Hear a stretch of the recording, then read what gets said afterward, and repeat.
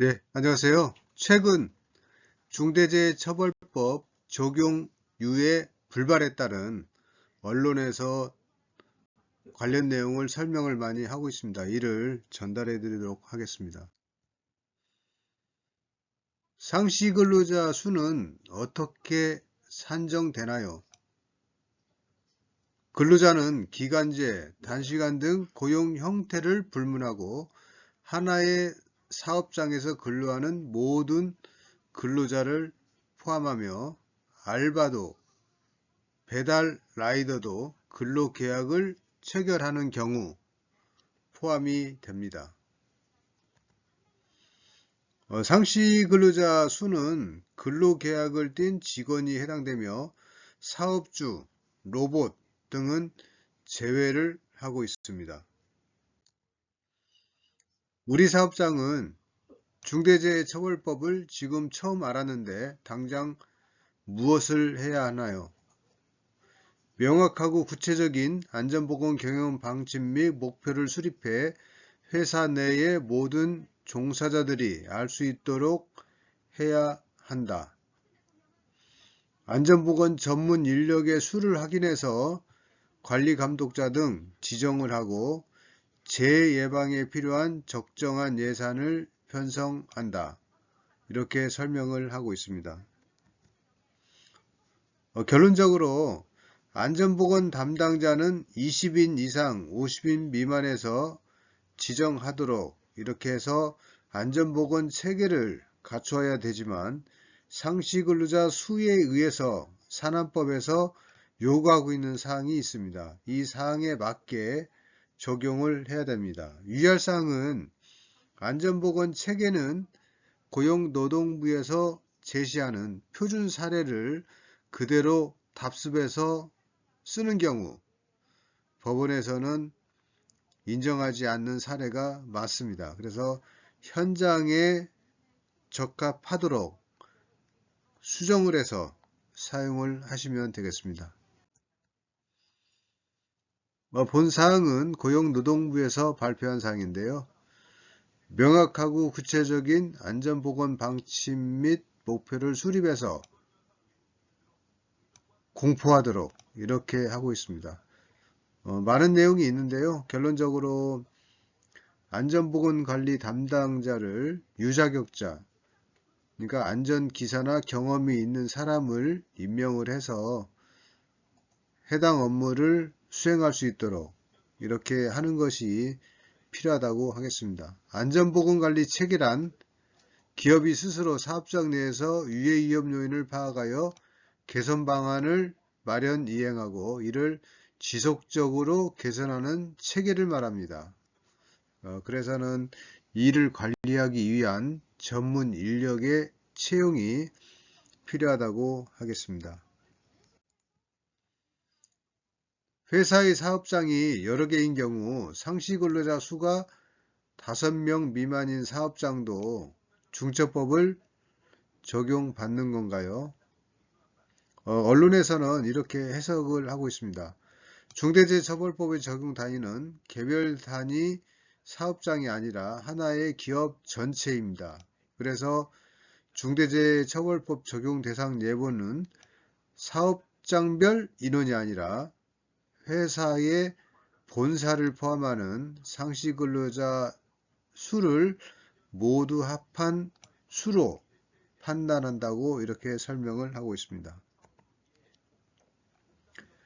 결론적으로 상시 근로자 수 5명은 사업주를 제외한 인원으로 업무 지휘 관계가 있는 경우 본사의 근로자 수까지 포함하도록 이렇게 하고 있습니다. 그래서 중처법은 기업별, 산안법은 작업장별 이렇게 적용을 하도록 이렇게 하고 있습니다. 중대산업재해가 발생하면 사업주가 처벌받게 되나요? 무조건 사업주가 처벌받는 것은 아닙니다. 안전보건을 확보하기 위한 제반 의무를 이행했다면 당연히 처벌을 받지 않겠죠. 그렇지만 현장의 판례를 보면 다른 현상이 나오고 있습니다.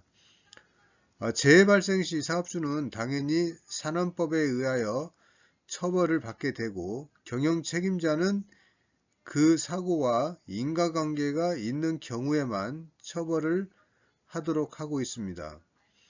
이를 입증하는 것은 현실적으로 상당히 어렵습니다. 그래서 대다수 중처법 판례를 보면 납작 엎드려서 죄를 인정하는 사례가 있는데요. 최근 법원은 직접적인 인과관계보다는 다단계적 인과관계를 중점적으로 판단하고 있습니다. 이는 법의 약간의 허점을 메우기 위해서 법 제정 취지를 더 중요하게 적용해서 판결하고 있는 것으로 추정이 되고 있습니다. 고용노동부에서 발표한 Q&A인데요. 무조건 사업주가 처벌받는 것은 아닙니다. 그렇지만 처벌받을 확률이 높습니다. 저는 이벤트 회사를 운영 중입니다. 평상시 직원은 2명이지만 지난주 큰 행사를 맡아 사흘 동안 알바생을 포함해서 하루에 10명씩 일했는데 안타깝게 사고가 있었습니다. 중대재해법에 의한 처벌을 받을까요? 중처법에서 말하는 상시근로자 수는 재해 발생일 직전의 30일간의 상시근로자 수로 해당 여부를 판단합니다. 저는 요식업에 종사하고 있습니다. 주방장 등 정규직 사원이 12명인데 별도의 안전관리자를 채용해야 할까요? 안전관리자는 50인 이상 사업장, 안전보건 담당자는 50인 이상, 정정합니다. 20인 이상 50인 미만 사업장에 배치 의무가 있다고 이렇게 언론에서 해설을 하고 있습니다. 상시근로자 수 50인 미만인 경우에는 안전관리자를 법적으로 선임할 필요는 없습니다. 그렇지만 안전보건관리 체계를 만들고 유지관리하려면 안전관리자가 없으면 그 업무는 불가능합니다. 그래서 안전관리자를 채용하는 것이 더 효율적이라고 하겠습니다. 중처법에 적용받는 대상은 상시근로자 5명 이상을 고용하고 있는 사업장으로 상시근로자는 기간제 근로자, 일용근로자, 파견근로자, 외국인 근로자를 포함한다고 언론에서 해설을 하고 있습니다. 결론적으로 상시근로자 수는 근로계약을 띈 직원이 해당되며 근로기준법에 의한 파견 근로자가 포함되는 것이 원칙이나 사고 발생 시 기소 권한이 있는 대검찰청의 지침은 파견 근로자는 제외하는 것으로 내부 지침을 두고 운영을 하고 있습니다. 이에 대한 대법원 판례가 없어서 다소는 불명확한 상태라고 하겠습니다. 사업장이 여러 개인 경우 상시근로자 수가 5명인 미만인 사업장에는 법이 적용되지 않는 건가요? 중처법의 적용 단위는 아시다시피 개별 사업장이 아니라 하나의 기업 전체입니다. 그래서 상시근로자 수는 사업장이 아니고 기업 전체, 본사를 포함한 기업 전체를 말하고 있습니다. 본사항은 고용노동부에서 발표한 Q&A인데요. 중대재해처벌법의 적용 단위는 개별 사업장 단위가 아니라 하나의 기업 전체입니다. 이 사항을 판단할 때는 본사와 사업소의 업무 지휘관계가 성립이 돼야 가능하다고 이렇게 하겠습니다. 사무직 사고도 사업주의 책임입니까? 산업재해는 주로 생산, 현장직 근로자에게 발생되기 때문에 화이트 칼라인 사무직은 큰 연관이 없을 거라고 생각하지만 감전, 과로사, 직장 내 괴롭힘 등 대비를 해야 될 것으로 판단이 됩니다. 사무직도 대상입니다. 체계 구축 시 일부는 예외 규정을 두고 있으니 그것을 참고하여 안전보건관리 체계를 만드시면 되겠습니다. 건설공사 발주자도 책임을 지나요. 발주사와 시공사 중 누가 무엇을 주도했는지에 따라서 책임의 주체가 달라질 수 있습니다. 그래서 공사 현장을 실질적으로 지배, 운영, 관리하는 주체가 아닐 경우는 중처법에 따른 사고의 책임을 지지 않습니다. 발주자는 중처법의 적용을 받지 않습니다. 그렇지만 최근 건설공사 발주자에 대한 해석이 판례에서 고용노동부 지침과 다르게 나타나고 있습니다. 이는 참고를 하시면 될 것 같습니다. 사업을 대표 총괄 관리하는 사람이 2명 이상인 경우 2명 모두 경영 책임자가 될 수 있으며 안전보건 확보 의무도 공동 부여된 것으로 볼 수 있습니다. 경영 책임자는 근로자가 아닙니다.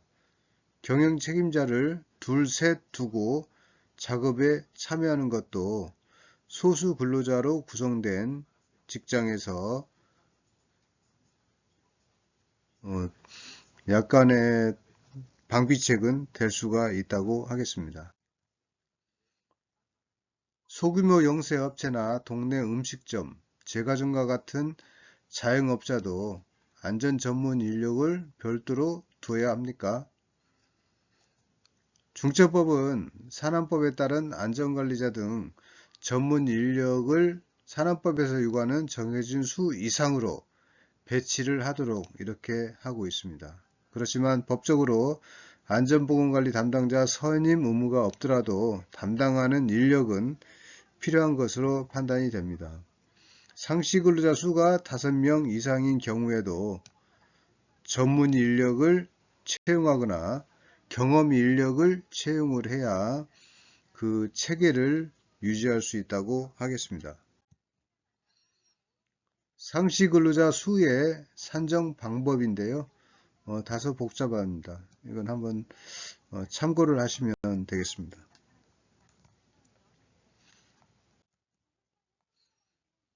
최근 중처법에 의해서 파견된 사례를 보시면 1, 2, 3호가 있는데요.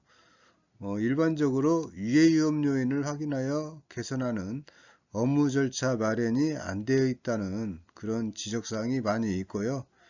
과거에 안전사고 발생의 전과가 있는 경영 책임자는 처벌을 더 과중하게 받거나 구속되는 경우가 있으니 참고하시면 되겠습니다. 예, 이상으로 중처법 적용 유예 불발에 따른 고용노동부의 Q&A 언론의 사항을 설명해 드렸습니다. 예, 수고하셨습니다.